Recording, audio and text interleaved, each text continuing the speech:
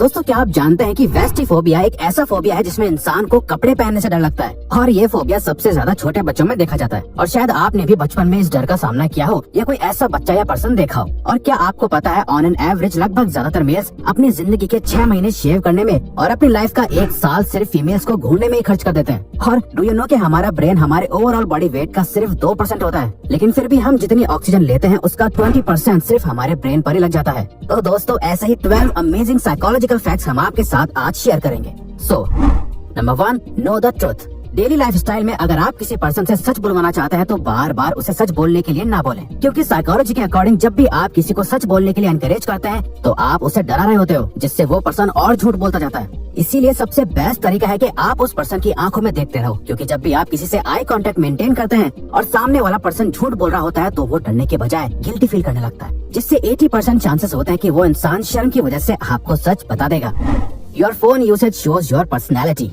Princeton university की एक research के अकॉर्डिंग आपके स्मार्टफोन यूसेज का डेटा आपकी कई पर्सनैलिटी ट्रेट्स को डिफाइन करता है। जैसे अगर आप कॉल पर बात करने से ज्यादा टेक्स्ट मैसेजेस में कंफर्टेबल फील करते हो तो ये आपका अंडर कॉन्फिडेंट नेचर शो करता है, जहां आप अपनी इमेज और पर्सनैलिटी को लेकर बहुत कॉन्शियस रहते हो। वहीं अगर आपको बार बार अपना फोन चेक करने की आदत है तो ये आपका मूडी नेचर शो करता है, जहां आप अपने मूड के अकॉर्डिंग अपने बिहेवियर को चेंज कर लेते हो और आप खुलकर अपने इमोशंस को एक्सप्रेस नहीं कर सकते। साथ ही आप अपने स्मार्टफोन में किस टाइप का कंटेंट देखते हो, कैसे गाने सुनते हो, कौन कौन से एप्स यूज करते हो, ये सभी आपकी रियल पर्सनैलिटी को शो करता है। Chewing gum improves performance. Baler college of medicine के एक एक्सपेरिमेंट के अकॉर्डिंग जो स्टूडेंट्स अपनी मैथ्स क्लास में च्युइंगम खाते थे उनके मैथ्स स्कोर बाकी स्टूडेंट्स से ज्यादा आते थे। ऐसा इसलिए होता है क्योंकि जिस मोमेंट में हमारी बॉडी के जितने ज्यादा सेंसेस एक्टिव रहते हैं हमारा ब्रेन उस मोमेंट में बनाई हुई मेमोरीज को ज्यादा अच्छे से याद रख पाता है। और च्युइंगम खाते टाइम हमारे टेस्ट और स्मेल रिसेप्टर्स एक्टिव हो जाते हैं और जब हम अपने एग्जाम के टाइम च्युइंगम खाते हैं तो हमारा पढ़ा हुआ सब कुछ हमें अच्छे से याद आने लगता है, जो हमारी ओवरऑल परफॉर्मेंस को इंक्रीज करता है। Strict parents liar kids.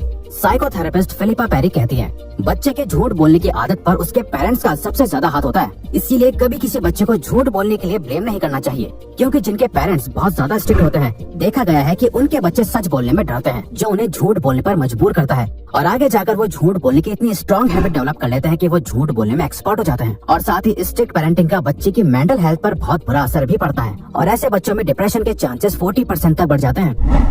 Lower your pitch. जब भी दो लोगों में कोई आर्ग्यूमेंट हो रही होती है तो अपनी बात सुनाने के लिए लोग अपनी पिच को बढ़ा देते हैं, चिल्ला चिल्ला कर बात करने लगते हैं, पर फिर भी सामने वाला उनकी बात सुनने को तैयार ही नहीं होता। साइकोलॉजी के अकॉर्डिंग अगर आप चाहते हो कि लोग आपकी बात सुने तो आपको इसका उल्टा करना चाहिए। अपनी आवाज बढ़ाने के बजाय शांत और स्लो पेस में अपनी बात कहो, इससे आपकी बात ज्यादा कन्विंसिंग लगती है, जो ये शो करता है कि आप गुस्से में या फ्रस्ट्रेशन में नहीं बोल रहे बल्कि सोच समझ कर बात कर रहे हो। और लोग आपकी बात सुनने लगते हैं और आपको सीरियसली लेने लगते हैं।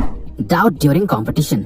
किसी भी तरह के कंपटीशन या एग्जाम्स के टाइम जब आप अपने कंपेटिटर्स को देखते हो तो आपका कॉन्फिडेंस ऑटोमेटिकली कम हो जाता है और ये उस कंपटीशन में आए सभी लोगों के लिए सेम फीलिंग होती है। फॉर एग्जाम्पल, आपने बहुत मेहनत से एक कॉम्पिटिटिव एग्जाम की तैयारी करी, दिन रात पढ़ाई करी और आपको पूरा विश्वास था कि आप इस एग्जाम में अच्छा परफॉर्म करोगे। पर एग्जाम के दिन जब आप अपने साथ हजारों लोगों को देखते हो जो सेम एग्जाम देने आए हैं, उस दिन आप खुद को डाउट करने लगते हो, क्योंकि अब तक आप पढ़ाई करते टाइम खुद से फाइट कर रहे थे, पर एग्जाम वाले दिन आपको अपने रियल कंपेटिटर्स दिखते हैं जो बहुत सारे हैं और आपका कॉन्फिडेंस लेवल अपने आप गिर जाता है और जैसा आप सोच रहे होते हो उनमें से ज्यादातर लोग भी आप ही की तरह सोच रहे होते हैं। एटलोफोबिया। ये एक ऐसी साइकोलॉजिकल कंडीशन है जिसमें इंसान को इम्परफेक्शन से बहुत ज्यादा डर लगता है। इसमें इंसान मिस्टेक्स करने से बहुत ज्यादा डरता है, इसीलिए वो हर उस सिचुएशन को अवॉइड करता है जहाँ उन्हें लगता है कि उनसे गलती हो सकती है। एटलोफोबिया में इंसान खुद को बहुत हार्शली जज करता है और बहुत छोटी मोटी मिस्टेक से बहुत ज्यादा अफेक्ट होने लगता है, जो कि आगे जाकर एंजाइटी और डिप्रेशन का रीजन भी बन जाता है। जहां इसका प्राइम एग्जांपल आप स्कूल और कॉलेज के स्टूडेंट्स में देख सकते हैं, जहां नोटबुक पर एक मिस्टेक होने से वो पूरे पेज को फाड़कर दोबारा नोट्स लिखते हैं। National Institute of Mental Health के अकॉर्डिंग 12.5% अमेरिकन इस फोबिया को एक्सपीरियंस करते हैं। Banana plus pineapple is equal to happiness. कुछ ऐसे फ्रूट्स हैं जो आपको इंस्टेंटली अच्छा फील करा सकते हैं, जैसे कि बनाना और पाइनएप्पल खाने से आप हैप्पी फील करने लगते हो, क्योंकि इन फ्रूट्स में ट्रिप्टोफैन नाम का एक अमीनो एसिड होता है जो हमारी बॉडी में हैप्पी हार्मोन सेरोटोनिन को रिलीज करता है, जो हमारे मूड को इम्प्रूव करता है और हमें अच्छा फील कराता है। इसीलिए जब भी आप सैड या एंग्शियस फील कर रहे हो तो एक बनाना और थोड़ा सा पाइनएप्पल खाने से आपका मूड इंस्टेंटली अच्छा हो जाएगा। Self confidence. The state university of New York की एक साइकोलॉजिकल रिसर्च के अकॉर्डिंग जो लोग अकेले ज्यादा टाइम स्पेंड करना पसंद करते हैं वो बाकी लोगों से ज्यादा क्रिएटिव होते हैं और उनका सेल्फ कॉन्फिडेंस भी हाई होता है। इसका ये मतलब नहीं है कि आप लोगों को हेट करते हो या आपको किसी से बात करना पसंद नहीं है।